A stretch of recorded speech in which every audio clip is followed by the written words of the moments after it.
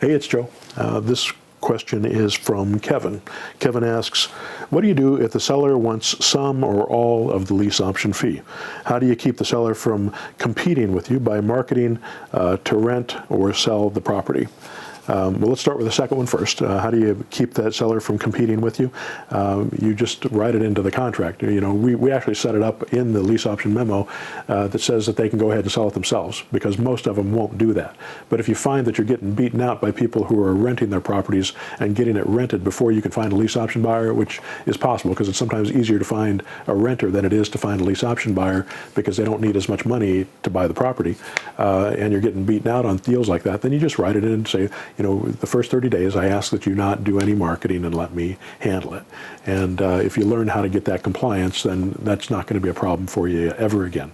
And I have a student who just recently went through that same situation. He lost 2 or 3 deals right in a row because they went out and rented it out from under him.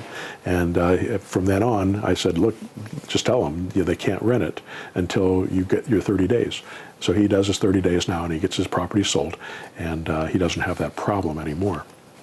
The other question here was, what do you do if the seller wants some or all of the lease option fee? That is a question that you'll get all the time. They always want a deposit. They want some of the lease option fee. They say, oh, we'll do it, but we want $10,000 down. People want more money. There's no question about it. No matter who you buy from, they want more money. So now the question becomes, what are their options? Do they have options? I mean, if they want $10,000 for the down payment, do they have that option? Can they get $10,000? Probably not.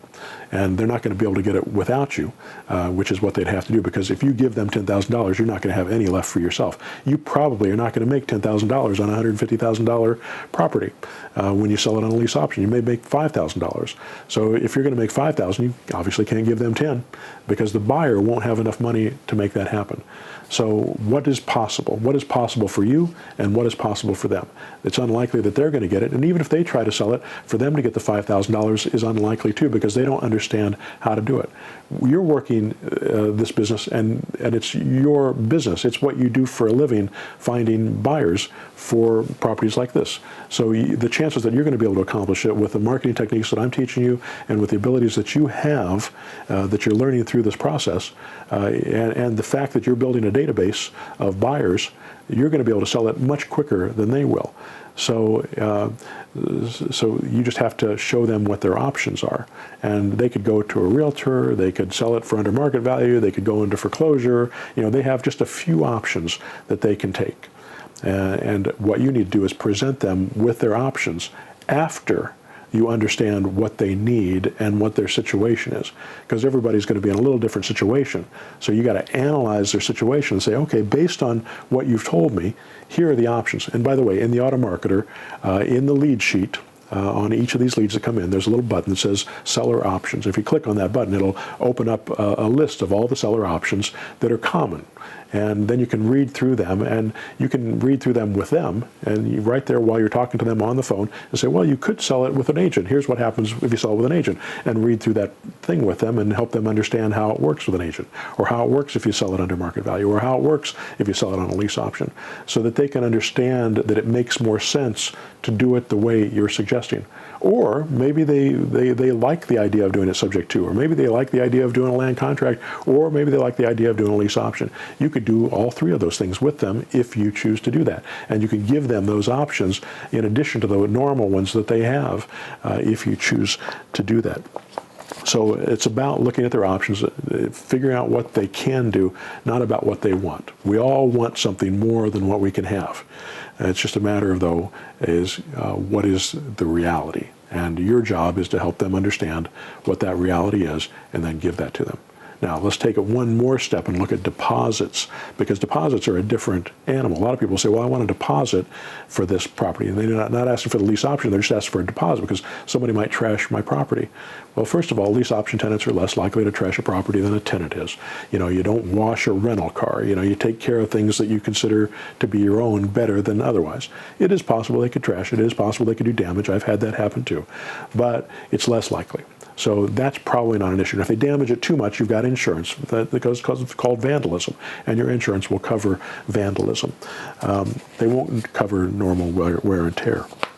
So and also the other argument for not giving them a deposit is if you were to have a property manager fill this property for you, you'd pay them 1 month's rent. So you'd lose your deposit anyway. You'd get the deposit, but you'd lose the first month's rent. So it's 6 to 1, half a dozen the other.